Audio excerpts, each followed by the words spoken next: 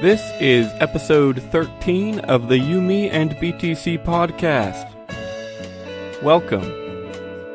This week, the YMB team will take on a giant three-eyed monster. We don't mean that it has three eyeballs. The three eyes are information, ideas, and intellectual property. These are some difficult concepts to understand, but we'll do our best to explain what they are and what they have to do with Bitcoin. We know Bitcoins are real property, but they're not exactly physical. Does that make them intellectual property? The whole protocol could definitely be considered Satoshi's idea, right? And aren't private keys made up of information? We'll tackle these questions and more over the next hour. We'll also be releasing our first ever Bitcoin rap today, so stay tuned for that. Before we kick things off, I want to mention the exciting new YMB giveaway that began just a few days ago. Every Saturday for the next 14 weeks or so, we'll be selecting winners to receive one of our awesome prizes. You could win a 1/4 ounce of silver, up to 5 millibits, or a YMB t-shirt. Visit our website, YMBandBTC.com, and click the banner on the right to see the rules and learn how you can earn entries in the drawing. I'm Daniel Brown, and I'm joined today by my favorite co-hosts, Tim Baker and John Stewart. Here we go!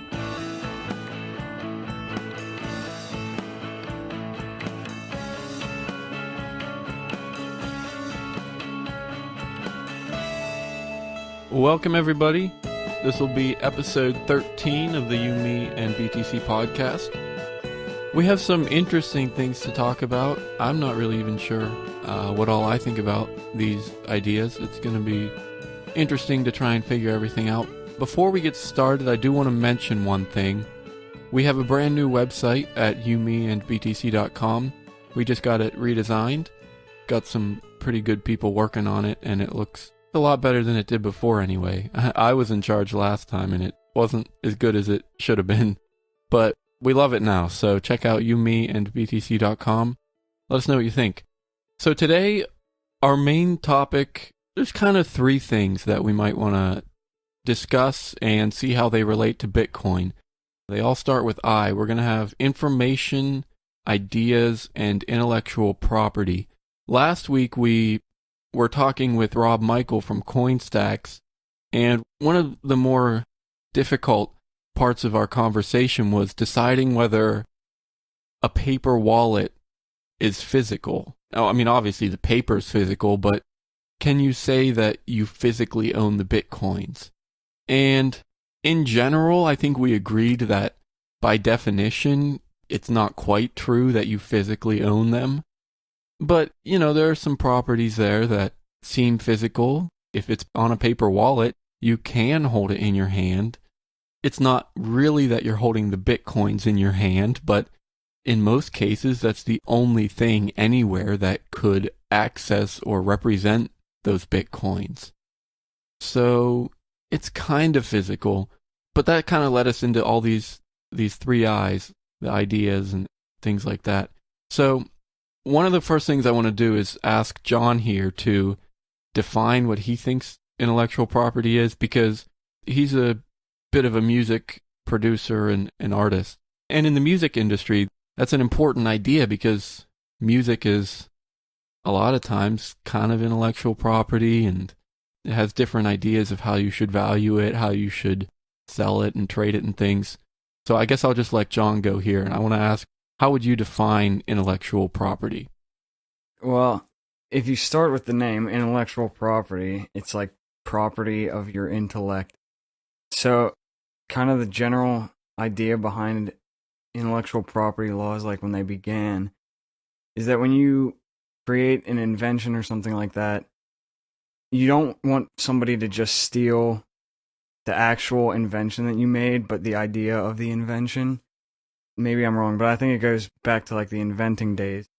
So they came up with like patents where you don't just have ownership of the physical invention that you made, but the actual idea behind the invention so that other people can't copy it and make the same thing and sell it.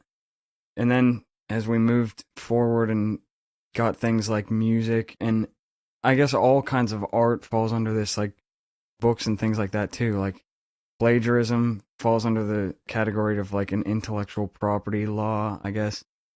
So just anything that you think of that you don't want somebody else to steal, an idea that you are kind of the creator of. I don't know if I want to say creator, but it's your idea. So you kind of want to own that in some ways. And I guess that's why they came up with the idea of intellectual property. Do you think that Bitcoins are intellectual property in any way? Because I know, I mean, a private key, that's information pretty clearly. And I know last week we said a couple times how a Bitcoin private key is like an idea just because it's something that, I mean, it would be hard to memorize a private key, but it's something that's really just information that can be kept in your head. It's not like a football that you can't keep a football in your head. And if you tell someone about your football, they're not going to have the football. But if you tell someone your idea, yeah, they're going to have your idea. Do you think that Bitcoins or private keys, maybe, since they're information and since I think they would be ideas. I don't know. I guess out of the three I's, which ones do you think would apply to Bitcoin? I think the name Bitcoin is something that could be like copyrighted. So the name Bitcoin would definitely be like intellectual property. Maybe even you could patent like the protocol. I don't know how patents work with like protocols and things like that. So I might be speaking outside of what I know here, but I guess you could patent a protocol. So you could call that intellectual property. The actual Bitcoins themselves, that's a really hard question to answer, whether that's intellectual property or not. Yeah, I don't know. It's kind of this weird gray area because it's not a physical thing, but it's not necessarily an idea that you came up with that you're trying to protect other people from selling. Because I think a lot of times intellectual property is the laws and regulations surrounding it are so that people can't make money off of your ideas. If somebody has your private key, they can't like market it and sell it for other things other than what it, like the Bitcoins that it actually holds. So I don't know. That's a really tough question. I don't know how much this has to do with the question you just asked right now, but just you were saying about how if a paper wallet is like physical or not because it can have Bitcoins on it. But I mean, at least to my understanding, which is very limited, and I get it just from, I think I've heard people explain Bitcoin more like we're not sending back and forth Bitcoin, we're sending the rights to that Bitcoin. So like on that paper wallet or something, it doesn't have any Bitcoin, but it has the rights to that Bitcoin. Same way that your computer does, you're just transferring the right off the computer. Not rights, but like it shows that you have possession of them or something like that. Instead of like actually, like I don't actually have Bitcoins on my computer or on the paper. It's just I have the ownership kind of like card of them. Yeah, I guess it's like having a deed to a house or something like that. Although, I mean, you obviously have the house and you can live in it and stuff, but the deed is like what shows that you own it. So when you have like a private key to Bitcoins, I guess it's almost like having a deed.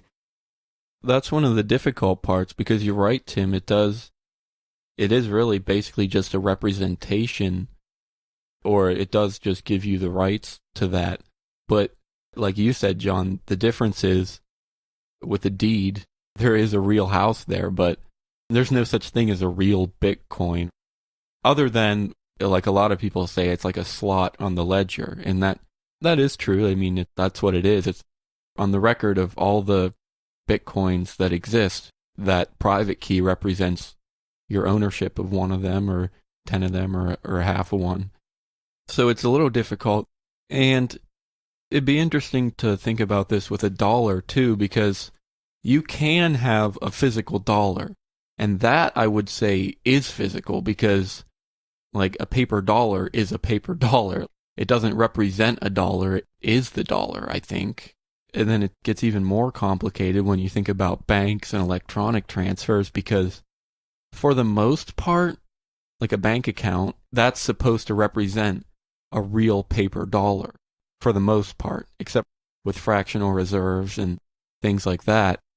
It doesn't exactly work out like that, but I think in general, with dollars, an electronic transfer has a physical dollar that is somehow being transferred. But again, when you get to Bitcoin, that there's nothing really physical. It's kind of difficult to figure that out. But part of it is also that we've never really had anything like this before. I don't think there's anything that's really been like this before, and I guess that's why it's hard to classify. But I mean, with music, maybe there's a digital representation that represents the music, but that's not the same as Bitcoin either, because that can be copied as much as you want. I don't know. And see, like, you could copy a private key as much as you want, but you can only use it once. And then once you spend it, then anybody who has a copy of it actually doesn't have access to those Bitcoins anymore. So that's interesting too. Is there anything that you think would, either of you two, is there anything that is like Bitcoin that is better than what I've mentioned? Well, I'm guessing what you're saying is just that it has that, like, it can't be copied, which is why, I mean, stuff like intellectual property, it's probably pretty easy for me to say it because I don't really have much of any stake in it, but I don't really think that's really like a legitimate form of property, like an idea. I don't advocate stealing a CD, or I don't think that's right, because that's like a physical thing, but I don't think you can really steal an idea from somebody just because the only way that you're going to get that idea is whether they tell you or you see something by accident, because, I mean, I guess you could sneak into their house, but then you're just breaking other laws. So, I mean, it's different than taking something and selling it as your own, because then that's more just, you're just being false and you're not representing yourself truthfully, which I still think is wrong. But yeah, it gets, like you were saying, Daniel, it gets weird when something that doesn't really have a physical representation, kind of like an MP3 or just like a file, but then it can't be copied, because that's why I don't have a problem just downloading music, because I'm just like someone sharing it. So I'll download this. I'll see if I like the music. If I really want to support the person, I'll pay for something.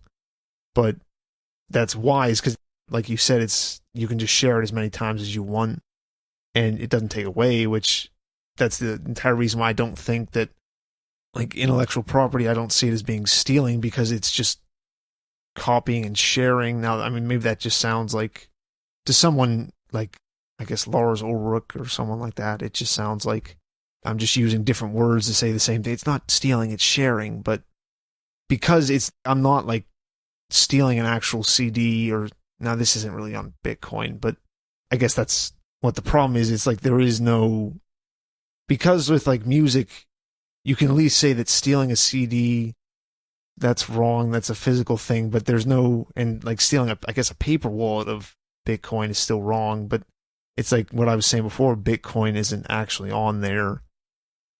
Both of you kind of touched on this a little bit. The thing with intellectual property is that, like, you can give it away without losing it. One of our high school teachers used to say that one of the special things about knowledge is that it's the only thing you can give away without losing. Maybe there are some other things, but I think that's a pretty true statement. If you think about it that way, I think I would say that Bitcoins are not intellectual property, because you can't give other people Bitcoins without losing Bitcoins. Intellectual property isn't a scarce resource. It's even possible for two people to come up with the same exact idea completely independent of each other. It may be unlikely, especially depending on what the idea is, but it's possible. And so it's not scarce. The other thing to think about is, like, what's behind Bitcoin is math. And if you think about it, math is kind of just like a collection of ideas. If I come up with a formula to compute something, like say I come up with a statistical formula to figure out the probability of something, well, I guess you could call that intellectual property, And the weird thing about that is that you've never seen somebody try to copyright a formula because it seems kind of selfish. Like, if you make something like that, it's useful to everybody, and it's something that everybody could have figured out if they had gone through the same steps as you. I'm actually not sure about copywriting formulas. I mean, maybe like the formula itself isn't exactly copyrighted. But I mean, people who do scientific work and publish it and everything, they basically copyright whatever they figure out, and or they want it named after them and everything. Or I remember there's one mathematical formula that's named after this guy, and this was hundreds of years ago. I think it's L'Hopital's rule. It's used in calculus all the time. But it's named after this guy who didn't actually come up with it. He actually bought or paid another mathematician for the rights to his work. And that's actually how he got a hold of the formula and why it's named after him. And it's really an interesting story. I think it's L'Hopital's rule, but it doesn't really matter. It's actually that somebody, I don't know if the formula was technically copyrighted, but they kind of assigned not really ownership, but the rights to it or something. And somebody was able to buy them, and it's been named after him for hundreds of years now. So that's kind of interesting. And like, even now, I guess you can't exactly copyright a formula, because once it's published, yeah, everybody knows about it. And it's not like if I say E equals MC squared, I now owe Einstein a nickel or whatever. But it's people, whatever work they do and whatever they figure out, they generally try to make money off of it. And especially with naming things after people, they kind of try to have the rights to it, or at least something like that. I don't know if that really matters, but that's what it seems like. Yeah, it's interesting how you say, like, if I say E equals MC squared, I don't owe Einstein a nickel. This is maybe where Tim's coming from when he says that he doesn't think intellectual property is necessarily like the most legitimate type of ownership. The formula itself doesn't really create value. It's like what you do with the formula. And I mean, I could apply this to music too. If you come up with an idea for a song, say you write out the whole song in your head, that doesn't do anyone any good. What people are paying for, what gives people value, is like hearing the song. So, do you think you deserve to make money because you came up with the idea for the song, or because you can play it? And so by playing it, you're giving other people value, but just coming up with an idea doesn't give value to anybody. Maybe with the intellectual property thing is, I don't think for anything you ever deserve to get paid, like intrinsically. It's kind of just what you agree to with whoever does it. Now, I mean, distributing any of this stuff is a little bit weird, but I know, John, you have your album out and you've kind of just been like, okay, you can pay $0 or you can pay whatever you want and you can download it, which I like that. Yeah, that's probably what I'm thinking more of. Is it's just like, we talked, maybe it was last week, a little bit about intrinsic value of just anything like gold or silver. But I'd also apply that. I don't think that gold or silver have intrinsic value, but then I also don't think that whether it's John's music or Daniel's writings on his blog or me cutting someone's grass, I don't think that has intrinsic value. It's just whatever I agree. Like, it's not wrong for me to charge the person $500 to mow their lawn, and it's not wrong for them to only pay me $5 if we both agree to it. If I just decide to cut the person's grass and they just are like, oh, well, I'm not paying you anything, and I'm like, okay, I'll cut your grass for that, that's not wrong or right. Yeah, that's actually something, I mean, we've been talking about it for a while now, but it's something that I definitely wanted to get into today, is whether or not we even think that intellectual property is something that should really exist. It depends what you mean by exist, because logically, I think we all know, of course, if you have an idea, that's an idea that you have. Yeah, that, especially if you're the only one that came up with that idea, then in a way you can say that you own that idea. logically. But I guess the question would be, is that something that kind of politically, is that something that we should recognize? Or do we think that it's better to, if someone wants to share their idea and then that person wants to share their idea, is that okay? Like, is it okay to give away what we would call intellectual property? And it seems like, Tim, you're saying that, yeah, I mean, if someone wants to share music, go for it, right? Yeah, but I'm also saying that if I buy a CD, and just like how people share DVDs and CDs, like physically, I think that happens probably more with DVDs.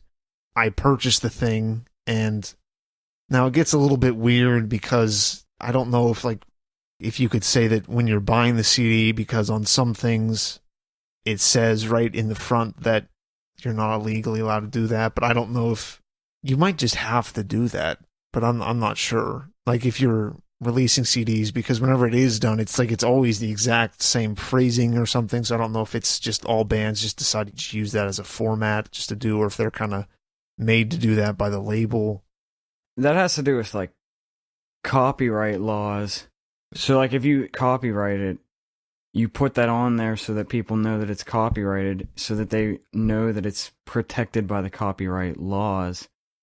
Yeah, I don't know if they're required to put that stuff on there if it's copyrighted, but when you copyright something, maybe it is required, because if you think about like a TV show where at the beginning they give like a disclaimer that there's like content in here that might not be suitable for certain people.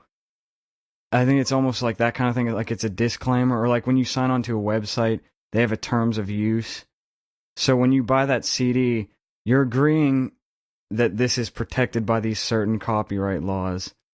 Now, as far as like them having to put those on there, they might have to if they have it copyright.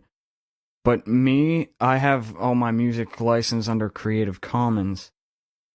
And it's a similar idea where it's like there's like certain laws that are apply to Creative Commons, I guess. I actually haven't looked into it too much, which is maybe a bad reflection on me. Maybe I should have done that. But so when you put that out there, you're saying that this is the type of laws that this piece of work is protected by or classified under. So there are other options besides copyright. And if you had Creative Commons, obviously it's not going to say you don't have the right to distribute this or whatever. It's going to say whatever type of Creative Commons license you have on there. There are different ones. You can have it where people can freely distribute it. The only thing that they're required to do is attribute it to you, or you can have it so that they have to attribute it to you, and whatever they use it for also has to be under the same license as what you originally licensed your work under. Do you think, yeah, that's true, like with all these copyright laws, when you sell a book or music or whatever, it's subject to all these laws, and sharing it might be legal under certain licenses or might be illegal under certain licenses. Do you think that those laws should exist, though? Like, do you think patent and copyrights are a good thing? Or, I mean, I know, John, like, you give everything away for free or let people pay whatever they want to. Does that mean that you don't really think copyrights should exist? Yeah, this is a question that I think about, and I'm not 100% sure on where I stand, because from one point of view, I can understand why people get defensive about something that they spend a lot of time on and put a lot of care into. There's some of my songs I put a lot into them. So I want that to be respected. For me personally, though, when I write a song, it's because I have an idea and I want to make it a reality. And for me, it's not about making money or something like that. I have the idea and I want to put it out there. It's like if I'm in a conversation, I want to say what's on my mind so that other people know what I'm thinking. That's kind of how it is for me with music, I guess. I want people to see what I'm thinking. So for me, the Creative Commons thing is because I want it to be as available as possible, because the point of doing it for me is to have it heard and not to make something off of it. The Creative Commons license that I have my stuff under, all of it, if not all of it, most of it, is the attribution license. So that's just that if somebody uses it, they have to say that I did it.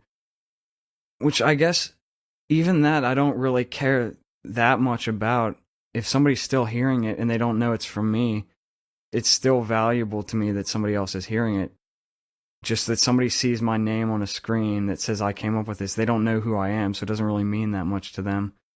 And like we said earlier, with intellectual property, it's not scarce. There's always more of it to go around, and you can give it away without losing it. It's almost like, when I say that I don't want to diminish the value of it, it's kind of like, if you think about air, I guess, that might be an analogy. Air is extremely valuable, but we don't need to like regulate air because it's not scarce. But if we didn't have it, we'd all die. So it's obviously valuable. I guess that's kind of how it is with a lot of intellectual property. I definitely think that a lot of it is very valuable from my point of view. Obviously, value is subjective, but I think a lot of intellectual property is valuable. It's the scarcity part that makes me question whether intellectual property laws are necessary. With music and books and movies, that stuff I don't see as much as... That definitely isn't like offensive to me whenever people do put on like a copyright. I'm not like, oh, that's... I don't see that as much as like a detriment to humanity or something like that. And I'm not going to say what I'm about to say is like a moral argument or something like that for why intellectual property shouldn't exist. I just think that what you were talking before, like why you think the laws should be here, I'm just... Like a lot of people just kind of assume that intellectual property laws... And I'm mostly talking about the patents right now, especially like invention stuff or just different parts of machinery or stuff like that, where, I mean, most of the time, if you look at how those are actually used, they more just kind of slow down business, and they get businesses into this thing where they're like, we can hold this on, and then we just defend this against anyone who tries to innovate something. It incentivizes a business to just stay and continue doing something an old way and not change. And so I think it ends up just kind of holds people back. Like I think, especially like cars, I think would be a big thing. Like we've kind of just been stuck with the same, not the same thing, but I've heard a lot of people say, and again, this is like fourth hand knowledge. I have no knowledge about cars, but a lot of people say that without stuff like that, the stuff, whatever we use to drive around or travel with, would be a lot more advanced if it wasn't for a lot of patents, or maybe it was just that the government's so involved with the car companies that stops other stuff from getting developed. That's not like a good argument to say that it just holds humanity back, because if it's just that, I don't think that's like necessarily something you shouldn't do just because it stops other people from doing something. I just think that kind of flies in the face of what most people tend to think about how it's just protecting the lowly inventor, and if you take away intellectual property laws, everyone will just steal everything and no one will, because they're not even that old. I think they're maybe a little bit more than 100 years old when they started like really having intellectual property laws. I might be wrong, but it's not, if it's more than 100, it's not over 200 if I have my sources right, which again is suspect. I know what you're saying there, because I agree. If someone invents a really useful tool, then in general it would be beneficial to people if everybody was able to have that tool, and if that idea was shared, and that should be beneficial to at least a few people. And I don't know, who knows, if it enabled people to grow a whole lot more crops a lot faster, then it would be beneficial to a lot more people, because there'd be more food and everything. But another question would be, if there were no patent laws, what would be the incentive then for someone to design something or invent something if they're not going to be able to really make as much money with it? Or why would somebody want to write a book if it's completely legal and okay for everyone to just copy it and send it around? I can use the argument as why would anyone ever make music nowadays? Because it's not like those laws get upheld too much anyway. I guess again with a book, like I kind of can use an example from this podcast and just your blog thing. Like some places will make you pay for a podcast, or you have to go into a special subscribers area to like access different blogs, but that doesn't make sense. I'd say the only time patents really start helping you is when you're already established, because if you start, like someone just writes their first book and you've just quit everything and you're just like, I'm just going to write this book and I'm just going to sell it, and I haven't written any books before this, I don't have any kind of a following, then I think you're going to have trouble if you've quit everything else, because then you're going to expect people to pay for something that you don't have any reputation for. But then once you do get established, then you have people who, like I was saying before, if a band releases something, I mean, sometimes I just don't want to wait for a CD to come out or to get to me through Amazon or something to get shipped to my house, so I'll just torrent it and listen to it on my MP3 player, or maybe I'll just torrent the one album. I'll be like, okay, I like this, so I'll go and support them. Like I guess now with Bitcoin, I would have enough money to pay for all the music that I own, or not that I own, but that I have listened to and that have on my MP3 player.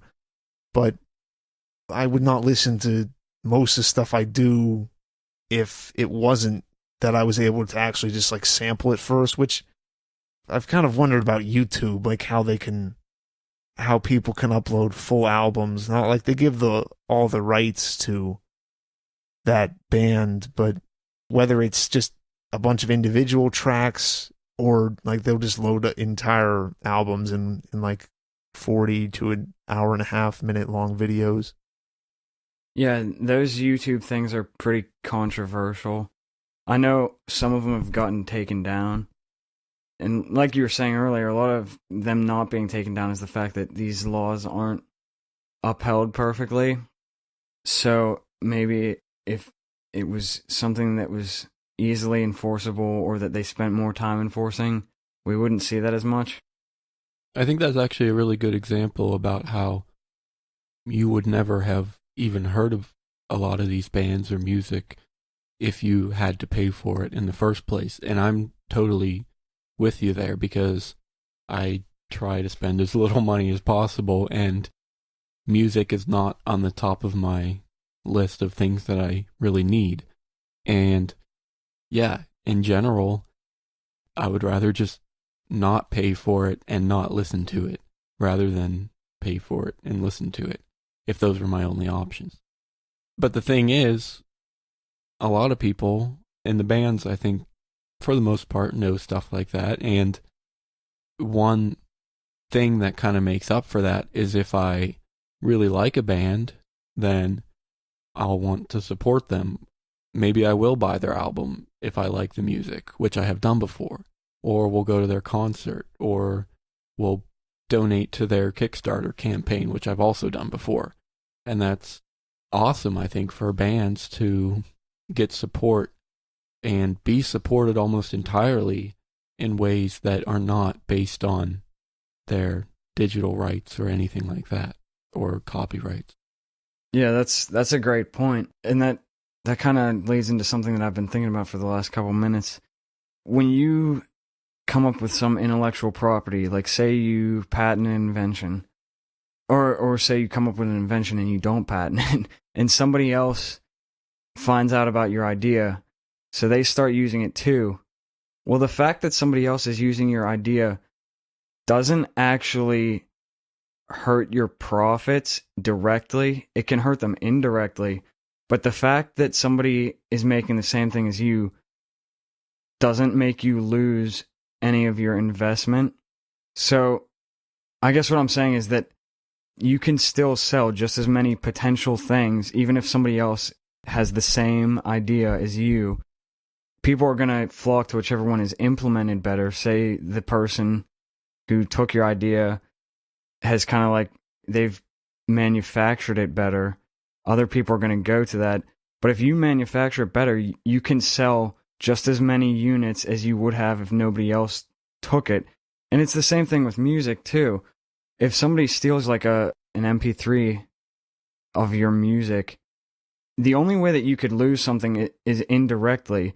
So if that person steals it and they decide it's not worth it for them to buy the CD, then maybe you lost a potential buy.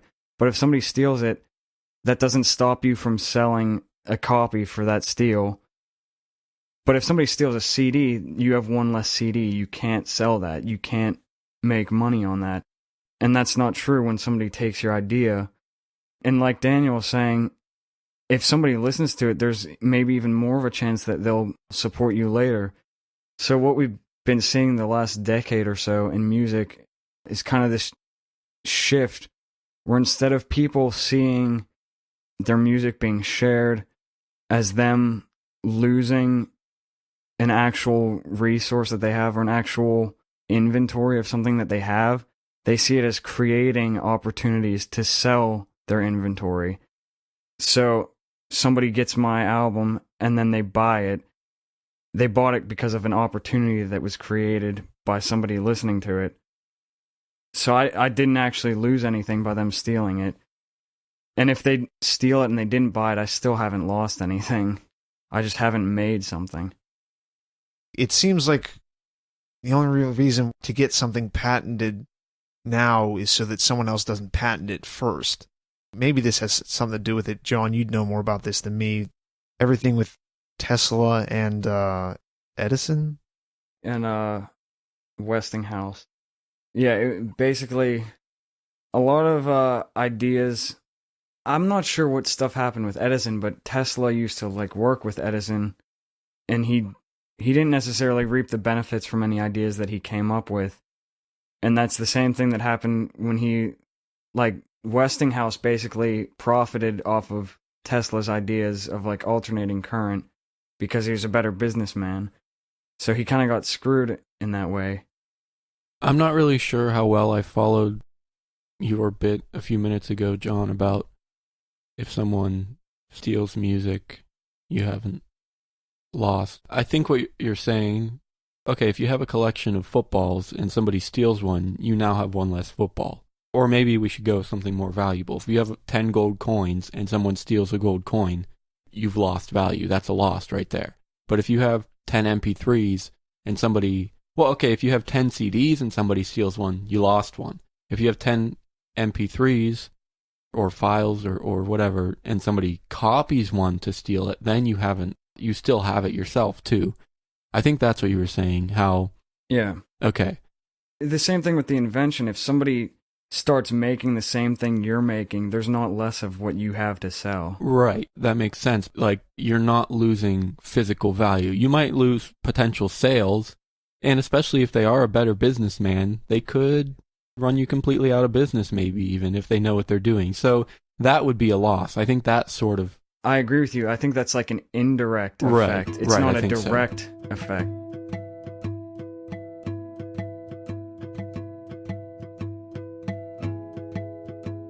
You're listening to the You, Me, and Bitcoin podcast. We need your help. For starters, we would love it if you would take the time to visit our website, youmeandbtc.com. There you can find a unique Bitcoin address for every single podcast and article.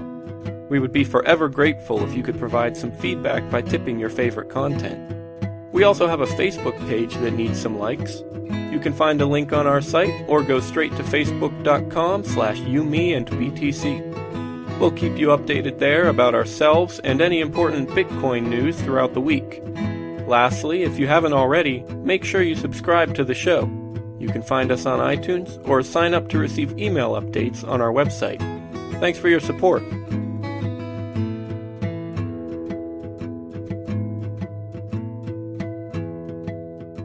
I want to ask about digital rights management, DRM, because for the most part, as anarchists, the three of us, which I think there's some variations, but in general I think we are, I think we would agree that copyright laws maybe shouldn't exist. Of course not. If we don't believe in government really, then we don't really believe in any kind of laws or patent laws or whatever.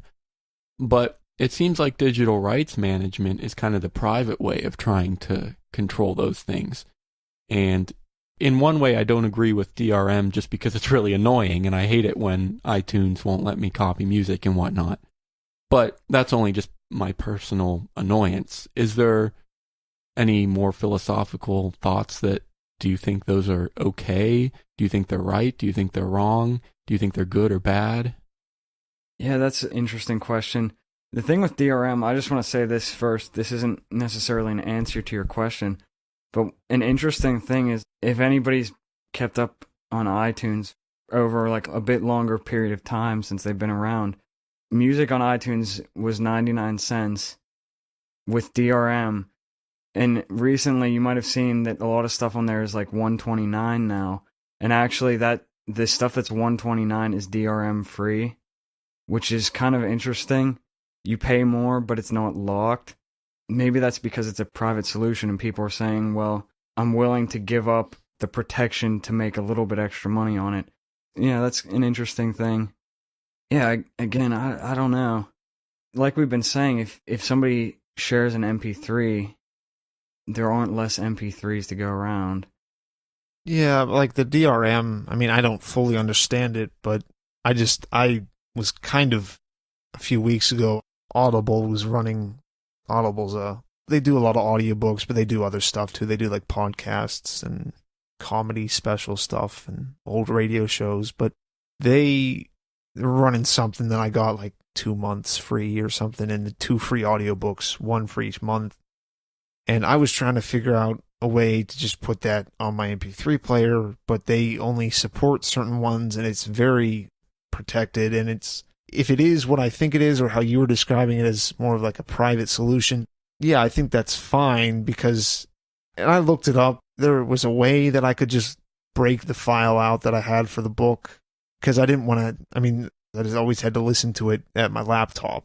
I mean, because I have a Sony Walkman from years ago, and that isn't supported by anything from Audible. They have a lot of MP3 players that they do support stuff for, but the Sony one they don't, and it's just, you can't just unlock the whole thing into an MP3, just a simple, no, you can, it's just, it's really long, and you have to download a bunch of different programs, or maybe it's not that long, I'm just too lazy, but, so, yeah, if the band wants to do that, or band, or someone who releases their books as an e-book or as an audiobook or anything like that, if they want to do that, yeah, that's fine.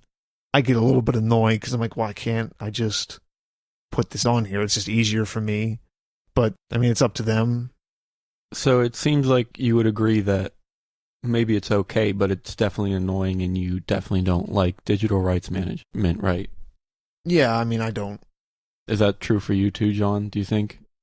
Yeah, as a private thing, I think if you try to make it harder for people to share your stuff, yeah, I'm okay with that. I do think it's annoying, and personally, I would never do that. Here's something interesting, though. Wouldn't you say that that's actually exactly what Bitcoin is? Don't you think Bitcoin is actually just really secure and really high-tech digital rights management? Isn't that what we've been saying? It's the rights to that Bitcoin, and it's digitally managed? I think this goes back to the thing about it being scarce, because digital rights management for stuff like files are for something that can be basically infinite. Well, not infinite, because I guess there's limited capacity in the world, but it's so enormous. Yeah, the same way that there isn't an infinite supply of air, but no one, I guess technically they are regulating the air just as part of the environment, but you don't have to pay for air right now, even though a lot of people, the really anti-capitalist people, think that if capitalists and it was anarchy, that the people would start taking air and selling it. But Bitcoin is scarce, so it, like, at least it makes sense. Like, I'm not getting an MP3 file to then use it to trade with somebody, because no one wants that. No one is going to be like, well, I'll trade you this MP3 file for this MP3 file. I'm like, no one wants to do that. Whereas Bitcoin that's mostly what I use it for, is as a medium of exchange. Yeah, no, that's actually a pretty good explanation, because I wasn't really sure how we were going to get around that, because I really am annoyed by digital rights management. but that is also, I think, what Bitcoin essentially is. But that kind of explains that because Bitcoin is scarce and music or MP3s can be copied as much as you want. Although, I don't know then, because would copying an MP3 be the same thing as kind of creating an identical altcoin? Do you think there's a parallel there? Yeah, I think so. Just using the exact same, and I wouldn't be against that, using the exact same protocol, and then just, if you were serious about trying to market it for yourself, you wouldn't want to just call it Bitcoin, because then people would look at it and be like, okay, this is not legit at all. I'm not going to use this thing. Like if they decided to just call it Daniel Coin or Brown Coin, which probably, I don't know how well that would market, but if it's the exact same thing as Bitcoin, you might get a few people who try it or something, but I don't think it's, not that many people are going to try it because it's not doing anything.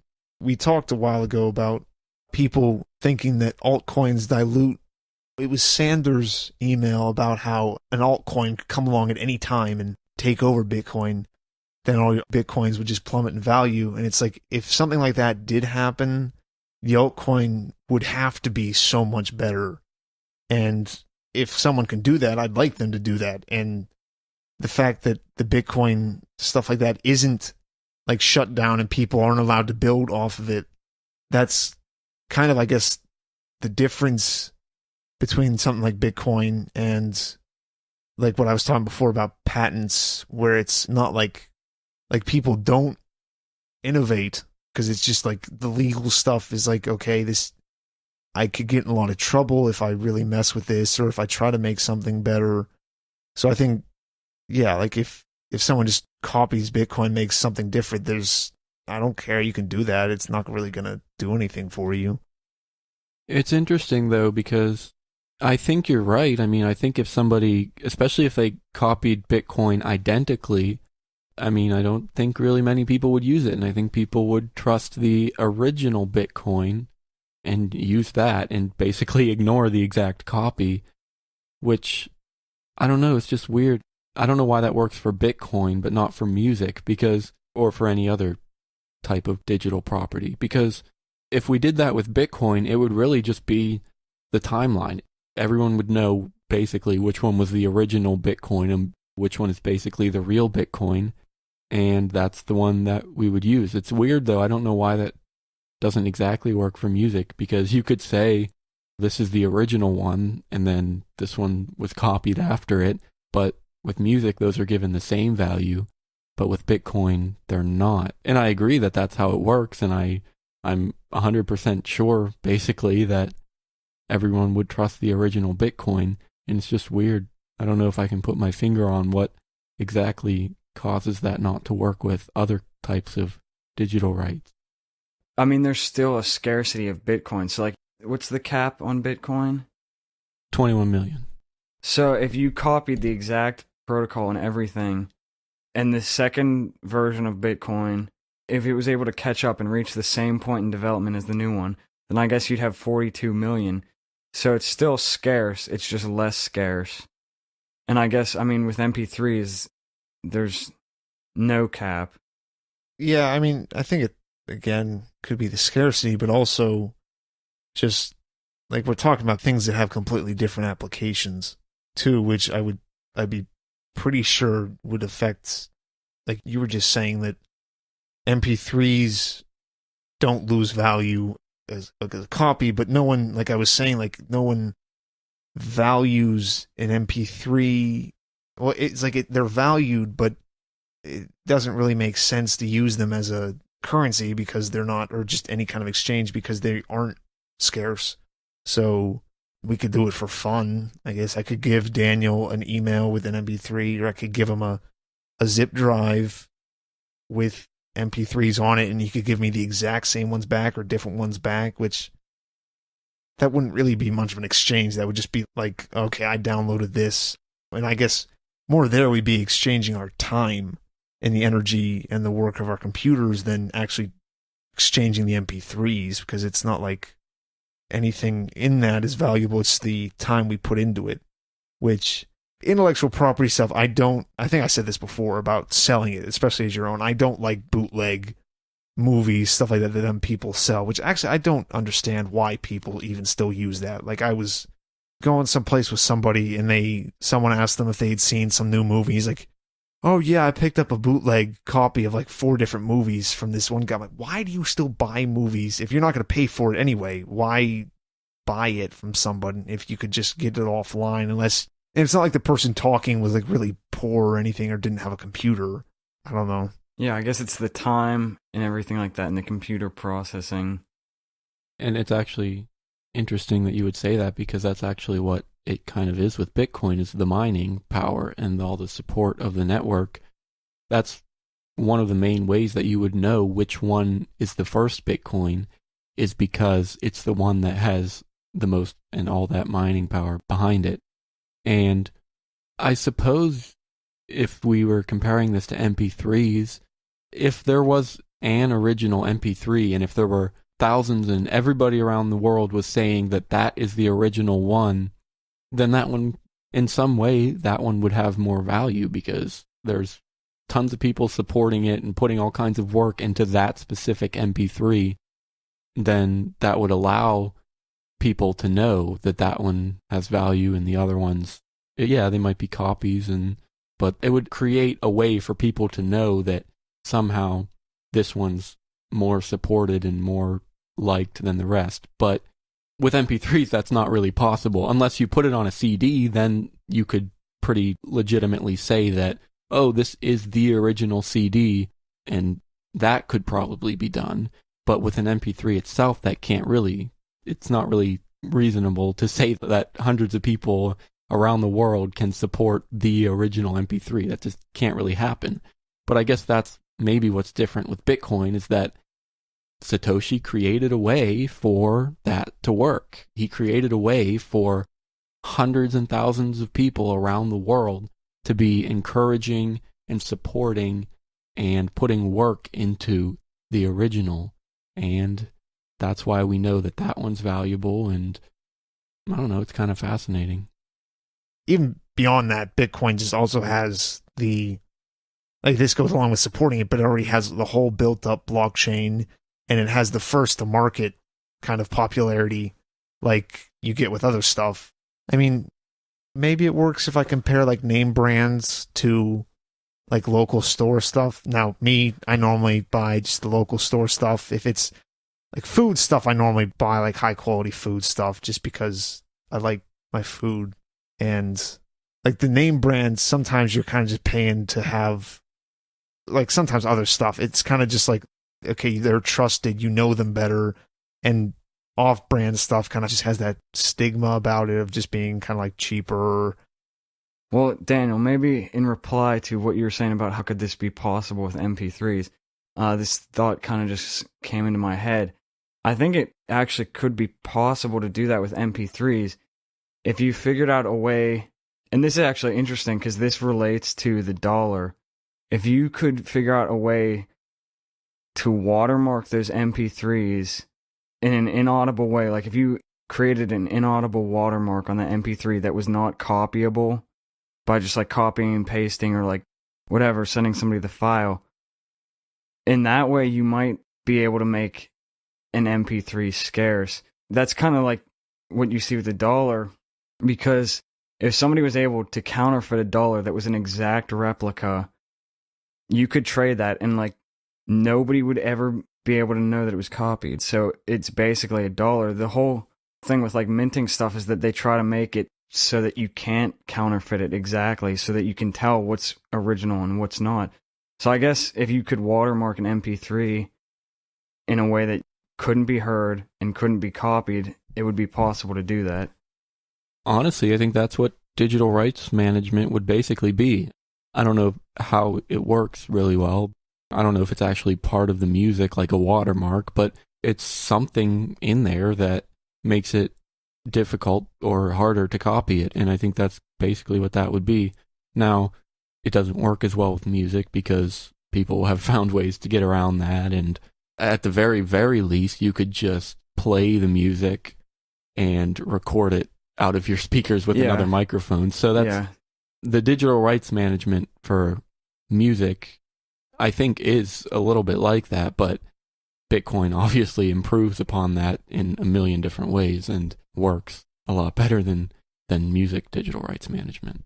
Yeah, that's true. I've actually recorded something off of Spotify because I couldn't find it anywhere else. Going back to like their applications, like why Bitcoin is different versus like an MP3, and it doesn't work that well to compare them, is like the point of music is for other people to hear it. I guess the point of Bitcoin is for you to have it, and you can give it to other people, but then they only have it. Even if a band is very, like they copyright, they somehow make it impossible for someone else to buy that CD and then to rip the MP3 files off of it and then share that. That's not really going to become more valuable. Like, they can sell the CD for more, I guess, but that doesn't make it more valuable because I'm not looking to protect my MP3s. Someone could jump onto my computer, or there could be a virus on there whenever I plug my MP3 player in to charge it or to put new music onto it or put podcasts on it. That virus could just destroy all those MP3s, but the only real reason why that would be a pain would then I just have to get them back. Whereas Bitcoin, I'm worried about it getting stolen or just a hard drive, them just, I guess, just like disappearing. Like, I don't think you can make any particular MP3 file more valuable. I guess that kind of gets into intrinsic value, unless like the band. Yeah, I mean, because I was going to say, like, if the band does something special on that, but then you can just copy that. So I don't, like, there's no way to do that because there's no, I guess this, again, goes back to scarcity. Like, the entire point of music is to share it. Like, even from a band's perspective, like, you don't make it to then just keep it to yourself. You make it so that other people hear it. I guess I'm just repeating myself now, but. Also, my album is on the Pirate Yes. Bay, so steal it and listen to it. It's also free. And then, if you want to actually get it from a legitimate source. or I just need someone else to start seeding it so I can quit seeding it. I guess just to clarify again, because I hate it when I see these stupid pictures on the internet, they're like, it's being sarcastic, but it's like, no, don't steal music from artists because artists need the money. And then it shows, like, I think the picture I saw showed like Lil Wayne or some rapper who's basically like 4 other ones in a bunch of money. And they're like, no, it's fine. I can steal from people just because they're rich. No, I don't think you could. I think it's not stealing because someone else has to buy the thing and then they choose to share it. Tim, it's Lil Wayne, not Little Wayne. It's Lil Wayne and it's 50 cents. Money. I be rolling with Satoshi. What you gonna doshi? All this money that I got make me richy. I got Bitcoin. I'm so rich. Money. I'm so rich.